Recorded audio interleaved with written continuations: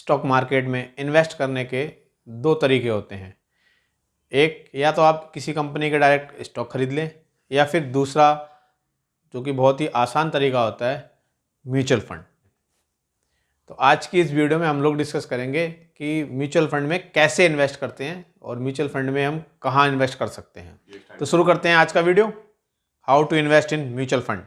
आज का वीडियो शुरू करें उससे पहले अगर आप चैनल पर नए हैं तो चैनल को सब्सक्राइब करें और साथ ही बेल आइकन दबाएं। और अगर आप इस वीडियो को फेसबुक पर देख रहे हैं तो पेज को फॉलो करना ना भूलें और बेल आइकन दबाएं ताकि आने वाले वीडियोस का नोटिफिकेशन आपको समय पे मिल सके।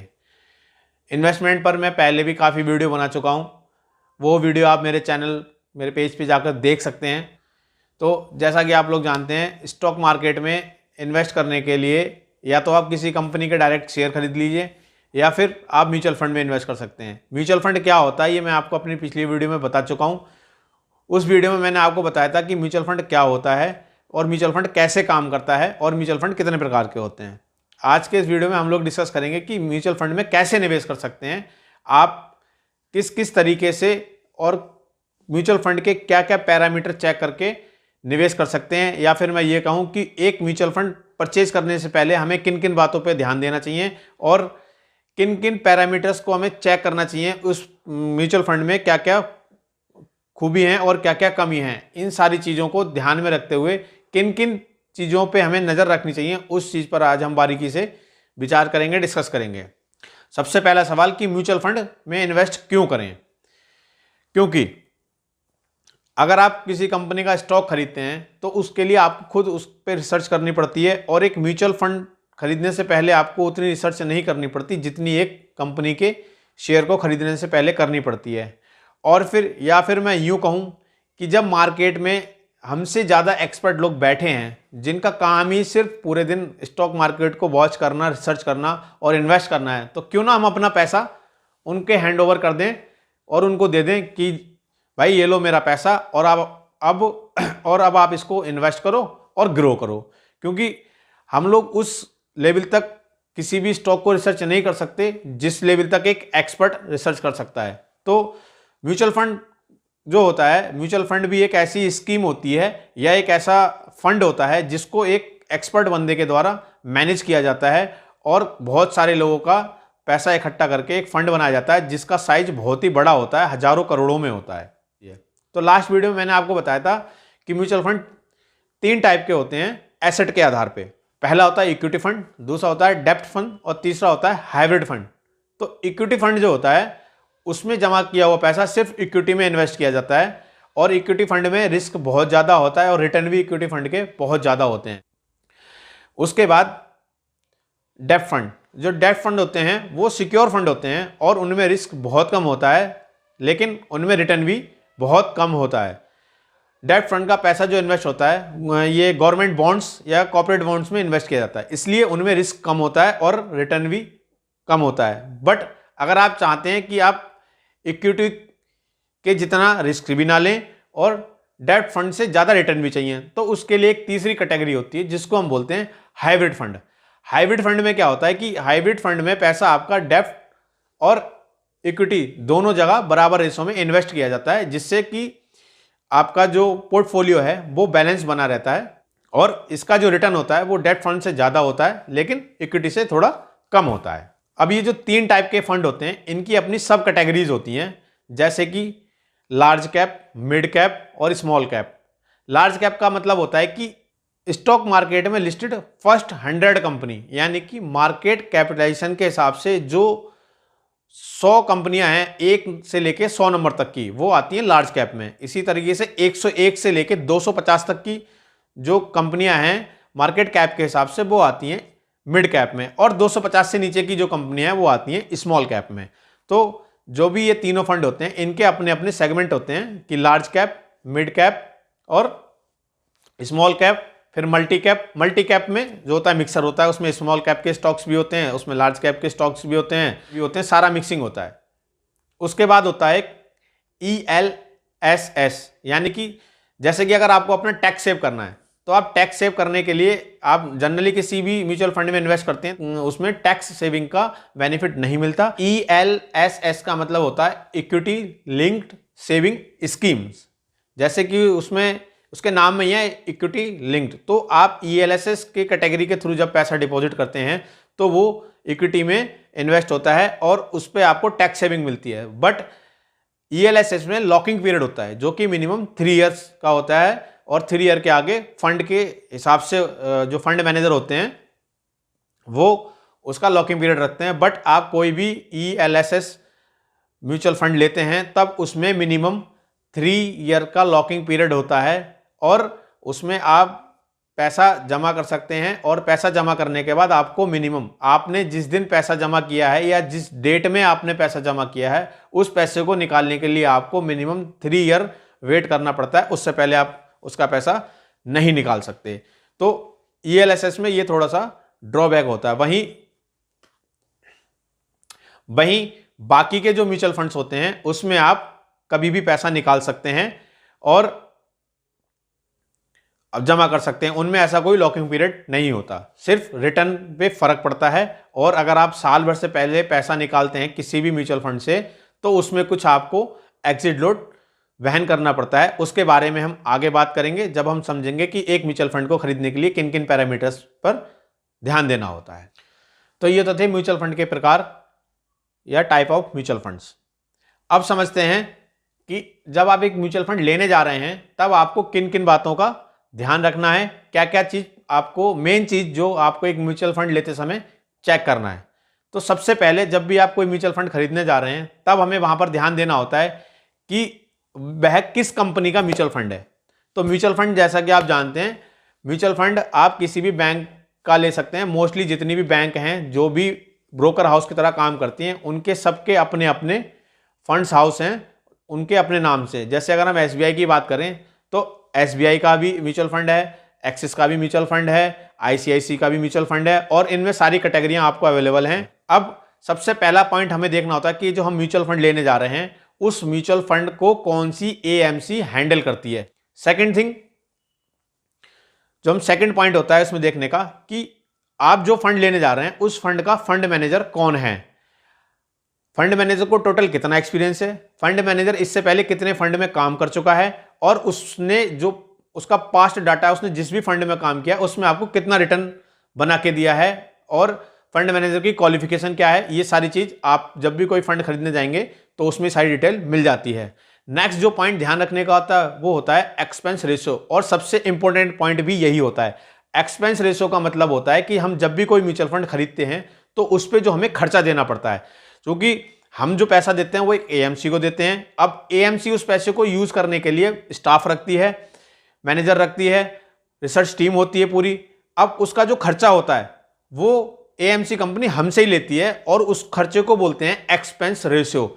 तो म्यूचुअल फंड खरीदते समय हमें सबसे पहले ये ध्यान रखना पड़ता है कि हमने जो म्यूचुअल फंड लिया है उसका एक्सपेंस रेशियो कितना है। जितना कम एक्सपेंस रेशियो होगा हमारा प्रॉफिट ऑटोमेटिक उतना ही अच्छा होगा, क्योंकि म्यूचुअल फंड का एक्सपेंस रेशियो की अगर हम बात करें तो ये 0.5% से 2 या 3% तक वेरी करता है।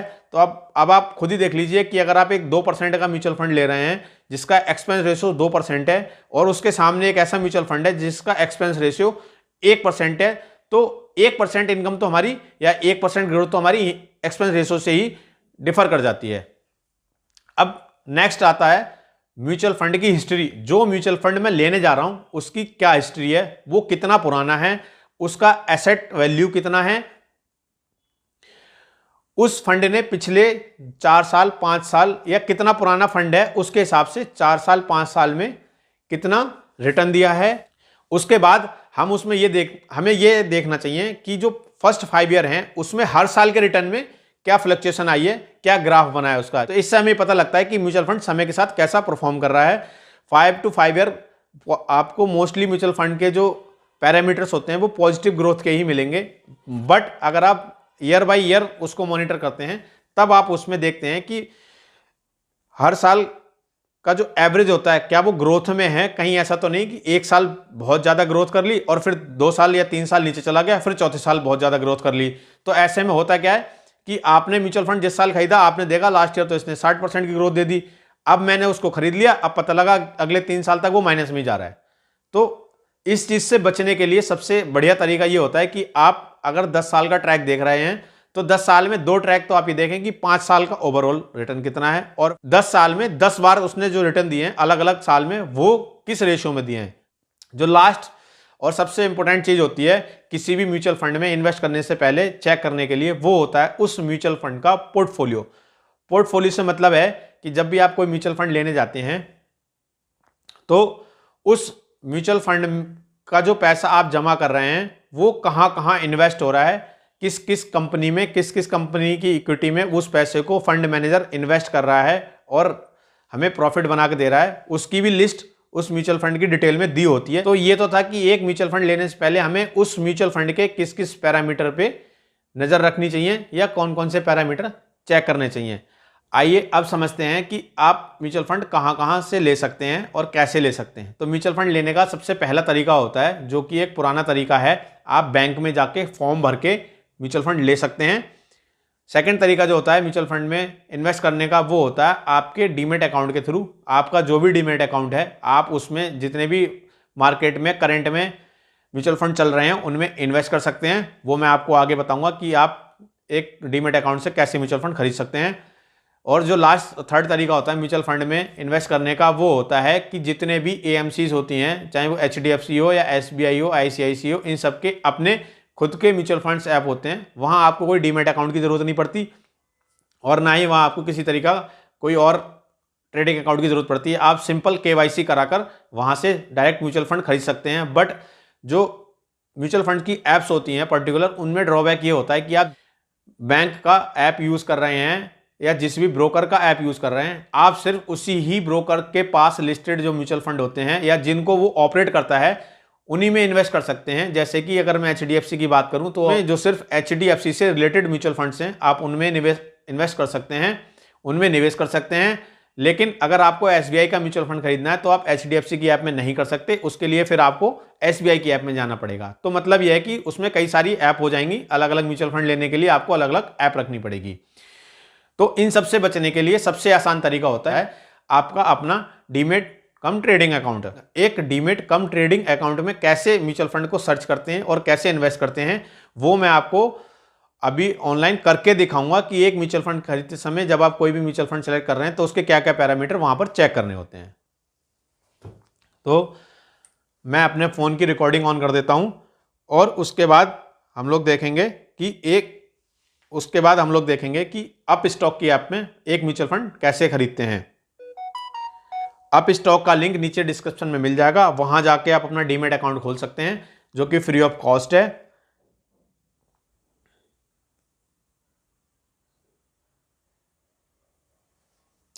तो ये मैंने मोबाइल की रिकॉर्डिंग चालू कर दी है। अब मैं आपको दिखाता हूं कि आप अप स्टॉक की ऐप में जाके कैसे म्यूचुअल फंड खरीद सकते हैं। सबसे पहले मैं अप स्टॉक की ऐप खोलता हूं।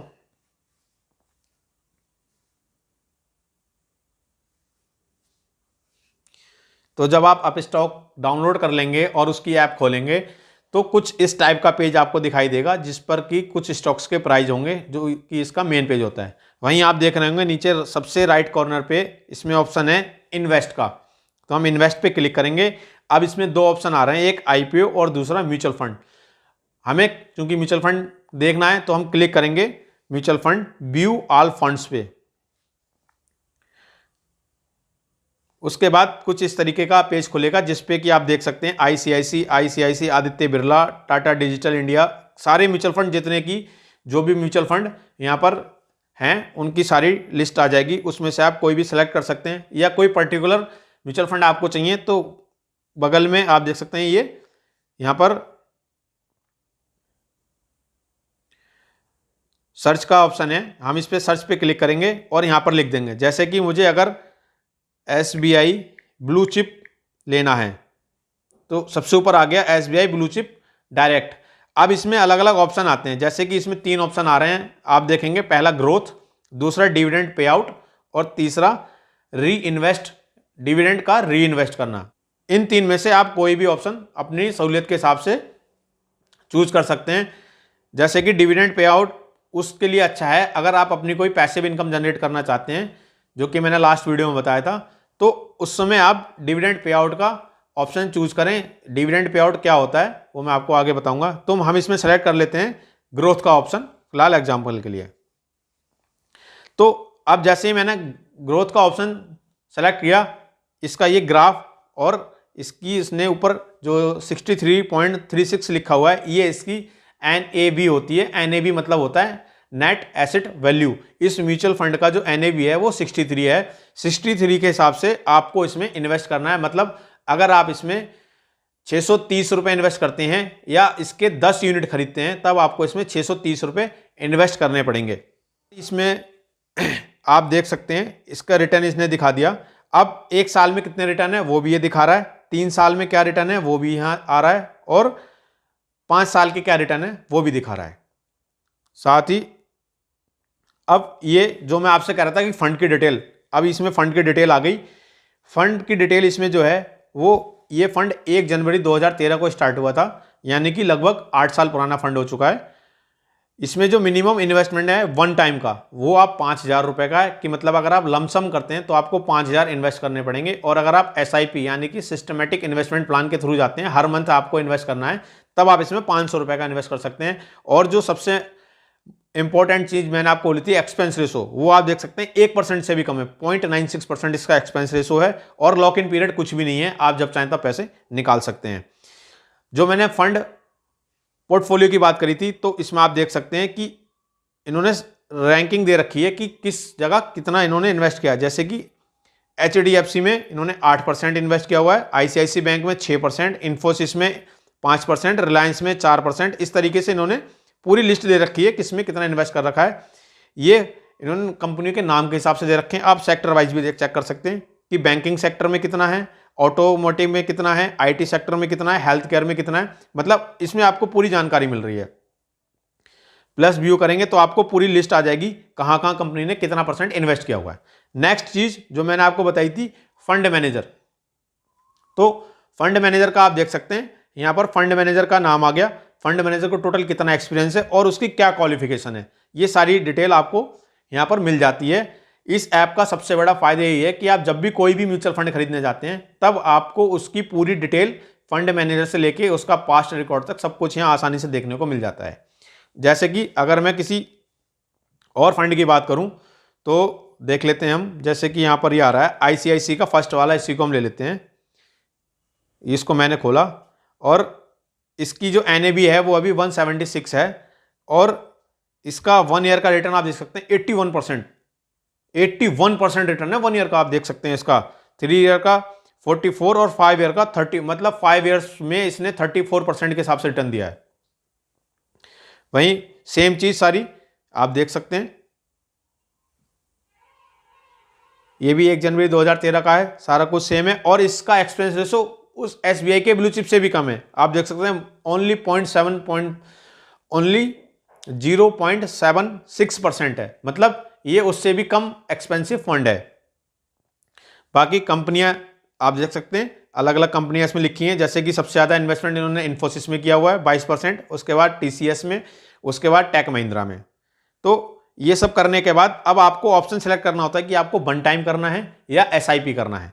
तो मैं यहाँ SIP सेलेक्ट करता हूँ, क्योंकि अगर आप वन टाइम इन्वेस्ट करते हैं उसके रिटर्न आपको SIP के रिटर्न की तुलना में थोड़े से कम रहते हैं। ये चीज़ मैंने जो लास्ट वीडियो बनाई थी उसमें दिखाया था कि आप SIP करते हैं तो आपको सेम अमाउंट पे सेम टाइम में ज़्यादा रिटर्न मिल जाते हैं, उसका भी रीज़न होता है।